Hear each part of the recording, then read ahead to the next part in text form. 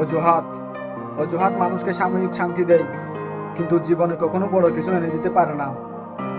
মানুষ যখন নিজের ব্যর্থতার দায় এড়িয়ে যেতে চায়, তখন সে আসলে অজুহাতের আড়ালে লুকিয়ে পড়ে। সময় ছিল না, সুযোগ পায়নি, পরিস্থিতি ভালো ছিল না। এসব কথা সাময়িক সময়ের জন্য মনকে শান্ত রাখে ঠিকই, কিন্তু ভিতরে ভিতরে স্বপ্নগুলোকে দুর্বল করে দেয়। কারণ অজুহাত মানুষকে কাছ থেকে দূরে সরিয়ে দেয়, আর সে ধীরে ধীরে নিজের উপর বিশ্বাস হারাতে শুরু করে।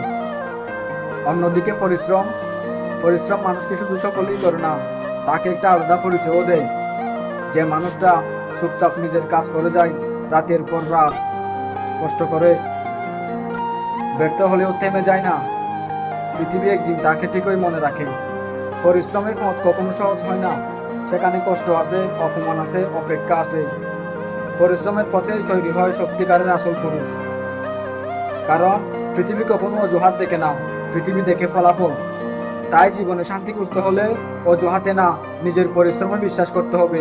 কারণ অজুহাত মানুষকে কিছু সময়ের জন্য স্বস্তি দিতে পারে, কিন্তু পরিশ্রম পরিশ্রম মানুষকে তার আসল পরিচয় এনে দেয়। পরিশ্রমেই মানুষ সফল হয়।